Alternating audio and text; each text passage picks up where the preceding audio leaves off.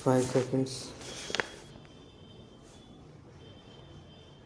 Mr. Vice Chairman, I wish to make a few observations of a general nature on the appropriation bill. I know that this is an appropriation bill and not the finance bill, but perhaps it is permissible to make a reference to the policies which underlie this bill.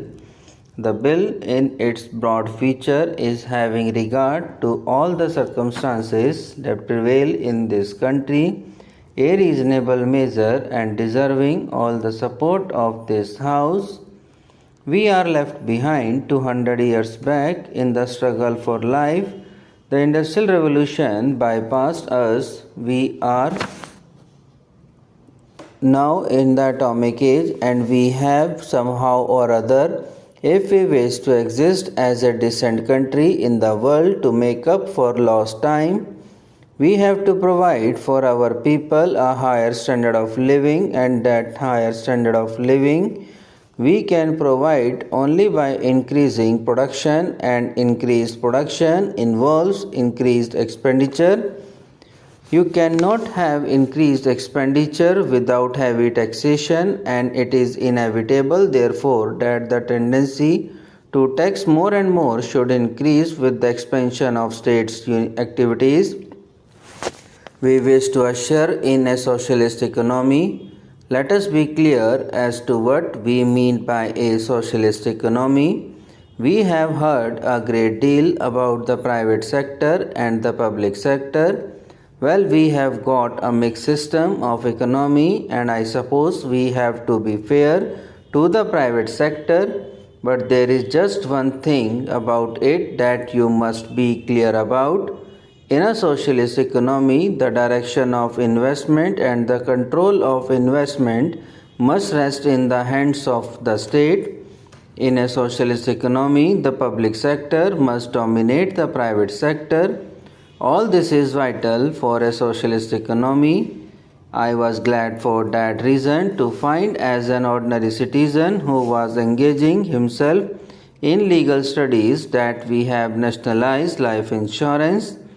I hope we shall maintain and continue that policy. I can see no alternative to expansion of state activity in all directions that concerns the common man. It is only in some such way, and we shall be able to provide employment to our hungry millions. Of course, it does not mean that every tax is a good tax. As one who rather likes to be described as a socialist, I have a little objection to indirect taxation. I think the better way to deal with the problem of taxation is to tax those who are in a position to bear the burden of taxation. We find the richer classes always saying that the taxation is very heavy. Even if the taxation was moderate, they would say it was heavy. But it is extraordinary that when once a tax of a direct nature have been levied, the industry is able ultimately to adjust itself to the conditions imposed by the tax, and therefore we have to do a little dynamic thing in these matters. It does not mean that every item of taxation is a right item.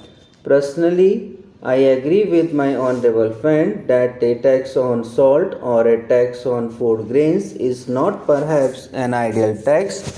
It is not a right tax, and it should be levied, if it has to be levied at all, with extreme moderation. But my general point of view is that I would favor more direct taxation and less indirect taxation.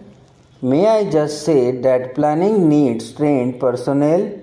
We cannot in the 20th century compete with the advanced countries of the world without trained personnel, and it is for that reason I am a little worried, as one who has been connected with education for well over 35 years in my state, about the rapid fall in our university standards. Now I speak with some knowledge of this question. I have been connected as an examiner with many Indian universities. I know them, I am in contact with our young men, and it is very painful for me to find that they are not able to express themselves today in any language whatever. It is not as if they are able to express themselves very well in India.